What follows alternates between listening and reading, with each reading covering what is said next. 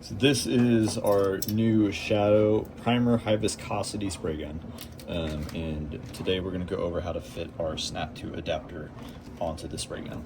So with this one, we put some Loctite on that Allen nut on the backside. So you're probably going to want to utilize some sort of like vice grip to grab there, just to make sure you can get it good and well, because it is on there pretty tight. I've already broke this one loose, so I'm going to take it off there.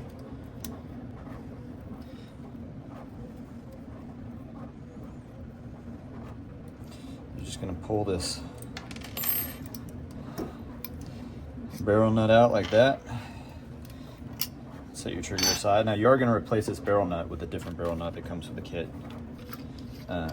And to take the original one off, you're going to want to use a T3 Allen wrench.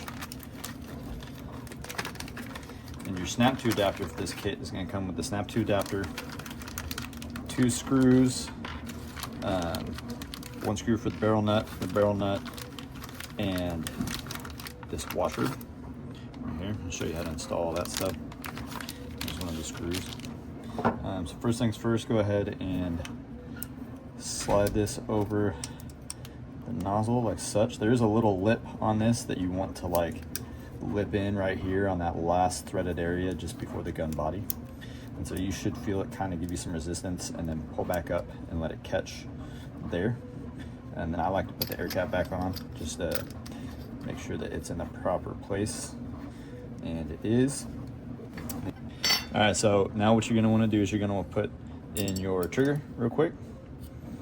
And before sliding in your new barrel nut, it comes with this washer, and you're gonna slip that washer right in between the SNAP2 adapter and the trigger itself. So I like to kind of set it on its side like so,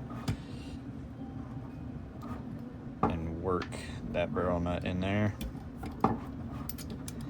And go in, if it gets in flush, and you can see that washer adapter in between there. So like I said, I sandwiched it between the SNAP2 adapter itself and the trigger. And you can come back here and grab your new barrel nut screw. I like to hand thread it. And then your 2.5 Allen wrench. Get that good and snug.